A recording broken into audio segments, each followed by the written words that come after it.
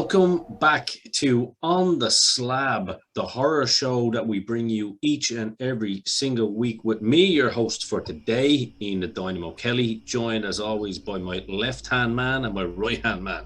On the left of me today is the mighty Carl King Woe, and of course on the right of me is the G-Man himself, Mr. Greg Flanagan, and we are back. And before I go anywhere with this, what night is it?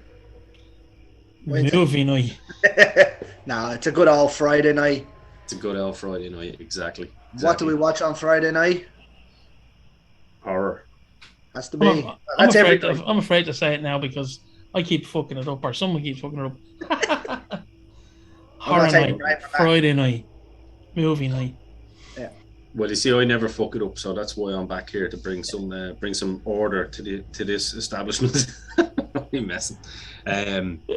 So we've done something. It's probably the first time we've done this actually. We had a little chat during the week, ladies and gentlemen, and we thought what we would do today, as you can see by the name of the episode. I had been watching a documentary on horror movies, and I thought of the great George A. Romero, Dawn of the Dead, which obviously was the follow-on from Night of the Living Dead. Yeah. I think there was a decade in between the two, if I'm right, maybe Yeah. give or take a year. Yeah. And what Greg decided was, well, it was kind of happenstance, wasn't it? Greg said we do the new one or the old one or both, and I actually thought that's a great idea. Both. Why not talk about the two? So today we are going to talk about both versions, obviously the original 1978 George A. Romero's Dawn of the Dead, and of course the 2004 version, the remake, which is, I don't know whether it's a remake as such, because it's kind of different in its own right, which can be good or bad, but that is essentially what we're going to talk about today. So lads, yeah, let's talk about the original movie first, obviously, because it is the follow-on from Night of the Living Dead, but not like, I suppose when you call it a follow-on, it's a follow-on because of the director. Pretty much, yeah. It's not really a. There's no No, it's not a canonical. No. You know. I mean, there's a black main character again, which is pretty cool. I like the way George A. Romero kind of done that. It's obviously just set sort of in the same time world, like Multiverse, whatever. Yeah. I think that's exactly what it is, because I watched it again as well. I watched the full version, the Cannes version. That's the one I watched. Yeah. Yeah, and I think Greg hit the nail on the head there.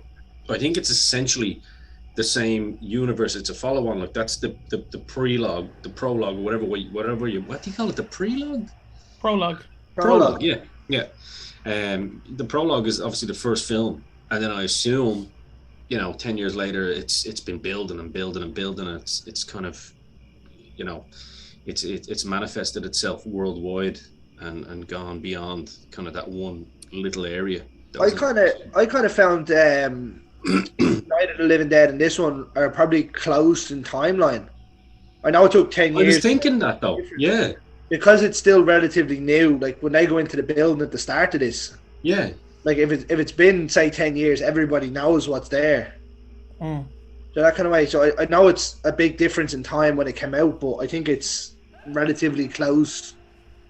And funny enough, in my ignorance, I because obviously the picture quality of the first one isn't great. You know what I mean? It's a great movie, but obviously with the technology and stuff they have, being black and white, I actually thought the black guy in it was the original guy from the movie initially.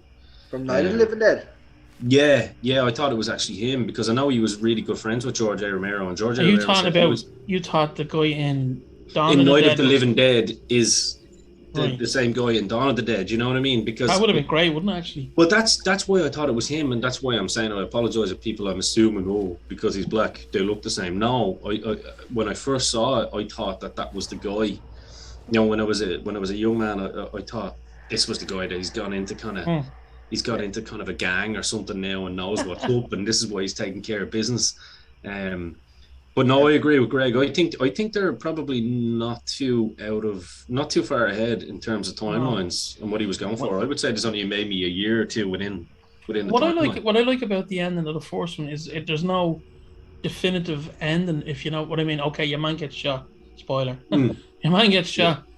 But yeah, I mean, the way it's portrayed to me anyway, and everything is open to interpretation. But like, the way I look at it is, they're gonna wipe out this, disease or whatever, because as we said, the zombies in this are slow moving, so they're easier to kill. Yeah, they're easier to kill, in a sense, But I think it's what was I gonna say there? I was saying I think Jesus, what was I gonna say? What Carl was trying to say was he thinks that me and Greg are right and the timelines aren't too far ahead of each other. Yes. I'd say it's to do with the slow moving this, and then the remake moving, the zombies moving quicker. You see, which was kind of stolen from 28 Days Later, really, wasn't it? Well, see, I don't know if I overly agree with that either, because 28 Days Later is infection. But I think they stole with the remake. I think they stole that's what I mean. I think they stole the idea of the fast moving zombie. Well, I would class them in, even though they're not called infected in Dawn of the Dead, the new one, the newer one. I would class them as infected-esque compared to, because I would like zombies for me are slow moving. Loads of them. No, that makes sense. Loads of them. Yeah. But there is that, because when I always put it down as they were just running zombies, but when you watch the remake now, there's not a whole lot of when in the old one, you see bits of arms missing and things. They're relative intact. Yeah, I mean, there are people with just a bit of makeup on them, and I think, Greg, that's a really good point that you bring up, because just to kind of give people that are kind of new to the kind of zombie kind of genre, I suppose, what the lads are talking about with zombies and infected means that they're still basically a little bit human, like they've just been infected, so they still have elements of their human capabilities. Just on primal. Yeah, so they've kind of lost the plot a little bit. A good old Irish saying, gone off the boil a little bit. Whereas zombies, like once they're fully, they're dead. Like they have no brain, they have nothing. They're just literally a being. That's why they walk around kind of like Bela Lugosi's Frankenstein. What I like is what I liked is there's a couple of lines of dialogue shared between the two films. Yes. Which I only caught, and I was like, yeah, that's actually it's not line for line every single thing, but there's one or two little bits, and you're like, oh, that's cool. When hell is full, the dead will walk the earth. Yeah, that's one of my favorite movie quotes ever. That's brilliant. Actually that's a good one to be a favorite. To be fair, Greg, that's a belter. And then when they're looking at them while walking around the shopping mall. And your man's like, oh, they're doing it out of, they're just drawn here, or whatever he says. Out of memory, yeah. Yeah, they said memory or whatever, but he says that in the original as well, which I think is great. A little bit of continuity. What about in the original one? What about the Harry Christian fucking zombie? Well, isn't it gas, right? Trying to chase your one up the thing, and she's like, oh my god. There was 5 or 6. I was looking at the at the end, the credits, and there was 5 or 6 lead zombies. So it would have been the likes of the Harry Krishna fella, the ones that you'd notice a couple of times over. Yeah, they probably had their own. They probably had their own dressing room and everything. Lead zombie 1, lead zombie 2. Could you imagine the time it took to get painted as grey as some of them did and things like that? Yeah. Oh, thanks. You know what's funny though? I suppose it shows how old it is now as well. Like you look at some of the hands, and the hands are still, they're not painted, and you're kind of going. But I mean, you know what? I think a genuine horror, or even a film fan, has to kind of leave that kind of thinking at the door and enjoy a film. Oh, 100%. I'm only pointing that out. Oh, I know. Yeah, I had to watch it and just that's not a critique. I suppose if I am going to give any kind of critique about the original film, even though I prefer the original to the remake, we have to remember it was 1978. It was one. A lot of the effects were, they were calling on the fly. Do you know what I mean? Yeah. Our L boy is in it as well. Our L Mexican friend, the makeup genius himself, Tom Mr. Savini. Tom Savini. Yeah, So was Rick Baker as well. yeah, 100%. Yeah. But the only thing I would say is when you look back at some of it, like, you know, you could say that the acting lets down a little bit. You know what I mean?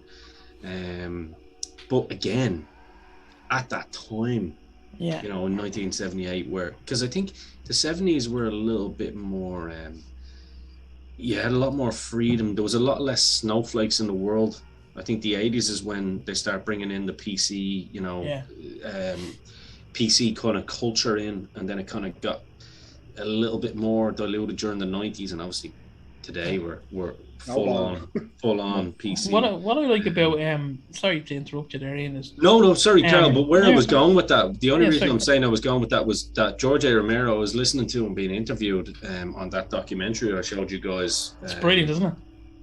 Fantastic. What's the name of it again? It's called The History of Horror with Mark Gatiss. Mark Gatiss, yeah, from League of Gentlemen. Three-parter. It's all on YouTube, by the way. It's all on YouTube. Check it out, guys. He's an absolute genius. He's actually one of my favorite people to talk about it because he's very well read. You know what I mean? He's very articulate. But in the interview, you probably watched it obviously with George A. Romero, and he talks about the whole premise of it was that it was all about consuming. These humans, you know, these former humans spent their life in this supermarket.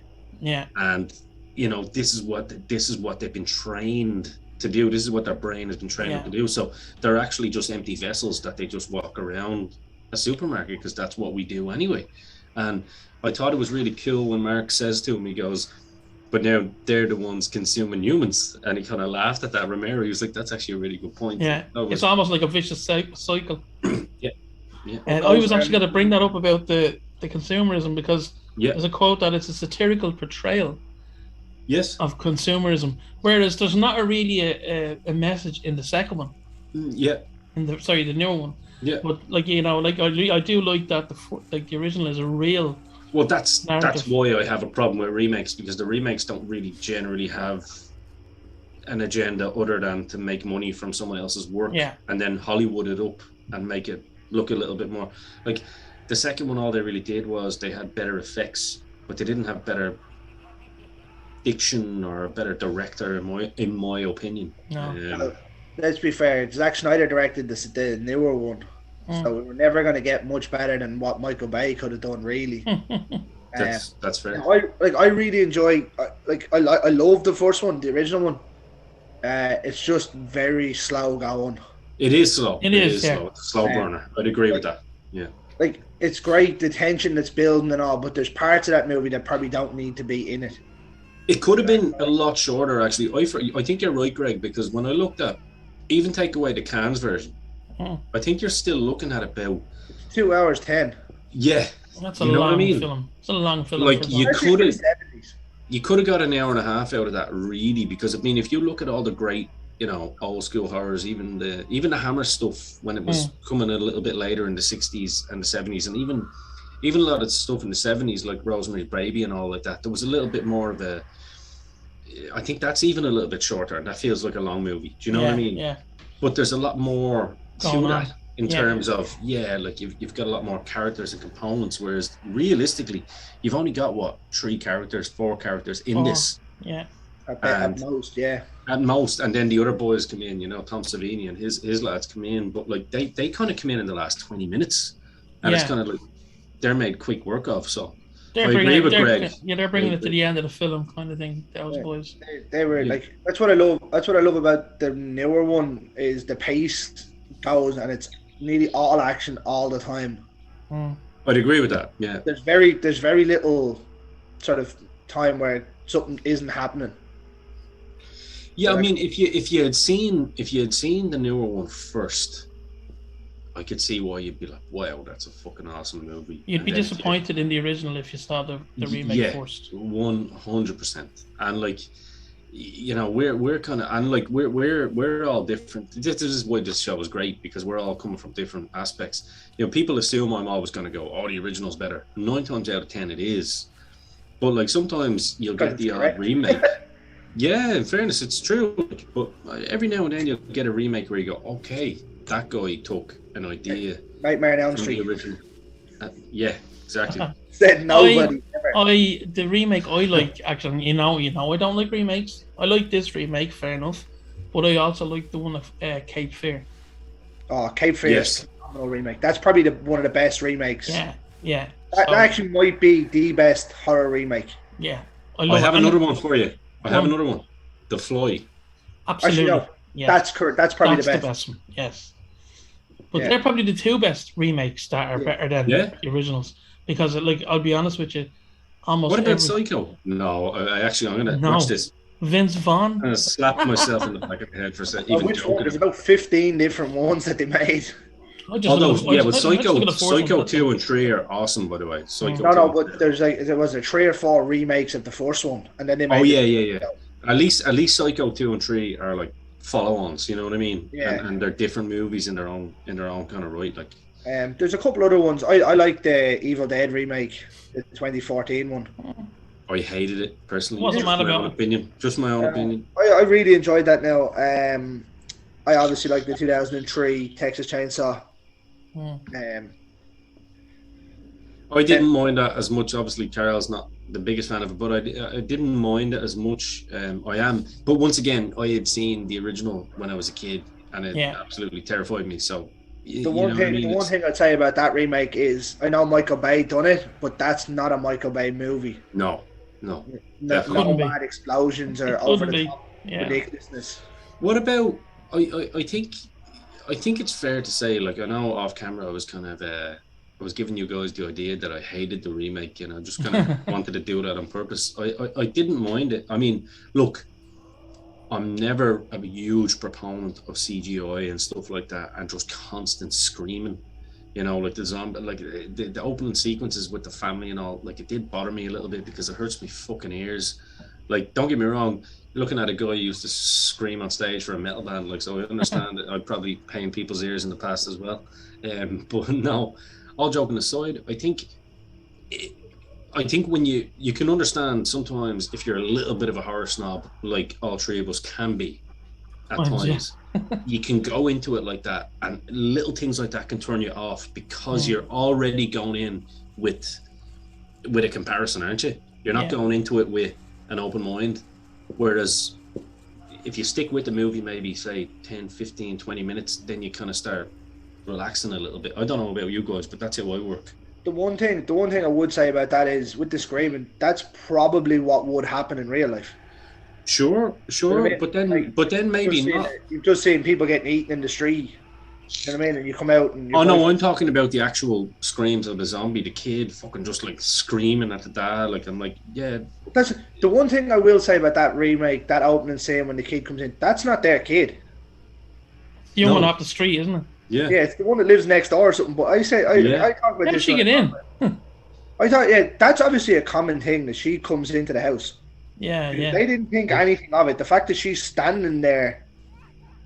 Do you know what I mean? And you're like, what the fuck? And she went for the dad. So what was he doing, letting her in pretty often? No, she didn't go for the dad. The dad went to get her because she's covered in blood. The dad hops up out of the bed. And he runs. He was thinking of one thing. I think he's dodgy. I think he's a priest. He's dead now, anyway. Yeah, and then he takes one in the neck. Yeah, I think he was singing from Jesus' hymn sheet, and he woke up and realized she was in the room and thought he was gonna. I mean, he's just after getting his rocks off. You know what I mean? Well, that's fair. That is fair. And in fairness, you know, not to a bad-looking lady either. So. Well, I'd say she was tipped to be the next big thing for horror. Sarah Polley was, and then I remember. Just went. That happened to so many of them in the noughties, didn't it? Yeah. Amber Heard was a big one. Amber Heard. She's in the no books now. Kristen Stewart was one, except her best performance, believe it or not, was as a kid in Cold Creek Manor. There was more emotion in 2 scenes in that movie than in the rest of her career. She was okay in Adventureland, but that's obviously a comedy. That's actually a fair point, yeah. Believe it or not, I used to have a little crush on Kristen Stewart, believe it or not. Oh yeah, that's very believable, yeah. I think she looked like she'd kind of give you an L slap or a headbutt every now and then. I was kind of like, I like being put in my place every now and then. Hey Rachel. I need it. You'll see Rachel coming in the background there now with a pan, frying pan. I'm getting hit as we speak. No, there's parts of the new one that just again aren't really needed to an extent. Like there's parts now where she's driving along and you just see the city's up in flames after like 2 hours. Yeah, it's kind of over exaggerated. Like they go off and do whatever they do. They wake up, he gets killed. The next thing you know, the place is in chaos. But like, I mean, I don't think they're wanting you to focus too much on that, on the time lapse. Between, you know, I mean, that film, when you think about it, like we've all probably watched both films within days of each film. Yeah, and the pace, the fucking pace of, as you said earlier, in that remake is blistering. Well, Zack Snyder only knows one way to do it, and that's just go. It's very true, 100%. And I think that's probably why it's not my, you know, anyone that knows me, even from talking wrestling, I'm like, slow it down sometimes. Yeah. You know what I mean? Just take a pause for the cause. So I mean, as everyone knows, I'm not a fan of remakes. But this, as I said, is one of the very few 2 or 3 that I actually like. You know, but as I was saying to you off camera, I look at the 2 of them as separate things with the same name. Yeah. And what I mean by that is, like, you have the slow, methodical zombies that like the kind of thing I like, and then you have they are zombies, but they're kind of, as I said, more like infected. And and they do it well in this film, and it's enjoyable, and I can separate it from the original. 100%, 100%. I don't think this is necessarily. I don't think this is necessarily a remake, more as such as that they took reimagining maybe. Exactly, you know what I mean. That's what I was going to say. I think they were trying to reboot the franchise to try and make it more accessible. Because if you hand the original Dawn of the Dead to, say, a group of 15-year-olds now, they're not going to stick that. They'd laugh at it. Do you know what I mean? But now you'll get some that actually will go on to love horror. But like, if I handed that to, say, the couple of kids that live down the road to watch, yeah, they're not going to sit and watch that for 2 hours. No, 100%. Even my own kind of partner, Rachel, like, you know, and I'm sure you're, you know, Greg, I'm sure your missus is the same. Like, when you try and show them something old school, sometimes they kind of go, this is shit. You know what I mean? Yeah. Because we're in the generation now where people can't take the fucking phone out of their hand, so they're always thinking of who's texting them. Or I sent a text an hour ago, I wonder if that person has got back to me. So people can't actually put an hour and a half or 2 hours aside to actually just invest in a movie anyway. So you know, I'm a nightmare for that now. If I've seen the movie, I'll text her or whatever. Oh no, 100%. If you've seen it, but if you haven't seen it, it's brand new, you know. It's down in the corner. I'll be the same. Sometimes, like the other night, I was playing a bit of FIFA while I was watching the movie again. You know what I mean? But my ear, I'm like a dog. Like, this ear is listening to the match, this ear is listening to the you know, to the dialogue, and then you know when a certain scene is coming up. But yeah, exactly. But you know, if it's something that you haven't seen before, then it's like, right, all tools down, boom. You know. Yeah. I suppose. What's our feelings on the 2? I suppose, Carl, what do you think when you look at the 2 movies? We'll kind of get into closing statements here. When you look at the 2 movies, what are the kind of quintessential differences for you, and what make both of them kind of good or bad, like good and bad points? Okay, well, the original for me is one of my favorite horror films, as you know, and I mean that I got an Xbox 360 specifically just to get what's it called? What was the name of the game? Dead Rising. It was only out on Dead Rising was phenomenal, and it's a complete rip-off of Dawn of the. It's basically like Dawn of the Dead, the video game. Isn't it? It's a rip-off of all 3 of his kind of selection movies, wasn't it? Night of the Living Dead, Dawn of the Dead, and Day of the Dead. Land of the Dead. Day of the Dead. Day of the Dead, Land of the Dead. Day of the Dead is 1984, isn't it? That's when they're down in the basement. They're bringing the army and all that. I like that one as well. That was actually, I think that was the best of the lot, personally. Yeah, it's Bob, the zombie. They call him Bob.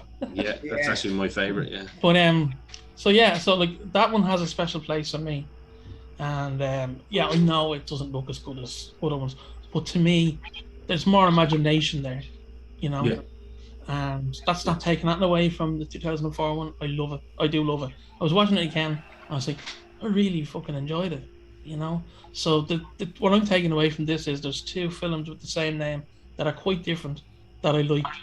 I really really enjoy, and you can't get better than that. Like, yeah.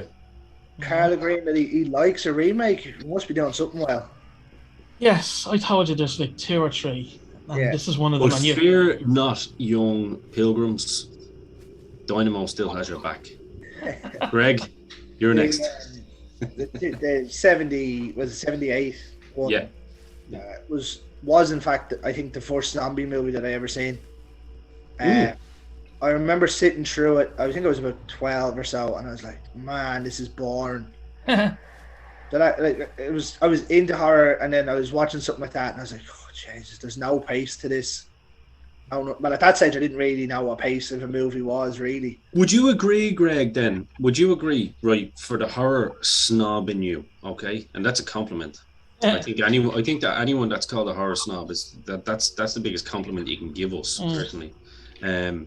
The horror snob in you, would you say that now that you're that bit older, that it's kind of directed more at the adult? You know what I mean? 100%. And now you kind of appreciate it for what it was. Yeah. There's more subplots and things that you don't see developing, and you're like, oh shit. Like she's pregnant and she's, you know what I mean? Like, When I rewatched it there yesterday, I was like, I was sitting there going, I don't remember this part or this part. Yeah. There's parts of it you don't remember. But the craft that the likes of Tom Savini, Rick Baker, George A. Romero put into making that, and all the makeup designers, is just simply phenomenal. Like, phenomenal. I know when we spoke to Nick Benson and whatnot, he was saying the work that goes into things like that. I think CGI takes a lot away from that. Now, I'd say there was a lot of work put into the 2004 as well. Oh, yeah. Oh, 100%. Listen, CGI is no cakewalk. It's not like you press a button and all of a sudden, you know, I'd love to see if George A. Romero was still alive. I'd love to see what he could do with that movie now. I think you'd have something very akin to Shaun of the Dead, to be honest with you. I think, without the comedy as such. Yeah, but that kind of feeling, that atmosphere. I agree. And then obviously Zack Snyder came in and made his own take on the 2004 one, which I remember going to see in the cinema. Yeah, I went to see in the cinema myself, actually. I was 14 though. Did you ever hear a little rumor that George A. Romero, originally when there was talk of a remake of all 3 of his films, he actually wanted John Carpenter to do them. And that makes a lot of sense to me, because if you look at the premise of how George A. Romero looks at things and his kind of politics and his outlook on life, very, very similar to John Carpenter. You know what I mean? As well, though, weren't they? Yeah, absolutely. I mean, I would imagine George A. Romero was probably a hero of Carpenter's. But like when you look at John Carpenter's stuff, even like They Live with the whole consume thing. That's just that was next level stuff, though. Yeah, really was. Oh well, we are going to be doing that show, and I'm thinking over the next couple of weeks as well. I think so. Netflix are going to lose it soon as well, so. Yeah, so maybe that should be next week's show. Maybe. Why don't we call it on the fly right now? Yeah, let's do it. I remember listening to an interview. I can't remember who was asking John Carpenter about it. He used to finish all these phrases in interviews with "Stay scared," which was obviously George A. Romero's catchphrase. Yeah, exactly. So, there's a lot of thing to it now. I suppose if you're going to pick any director, you might as well pick probably the best horror director on the planet to do it. Do you know what I mean? Well, that's it. I mean, I think John Carpenter is even.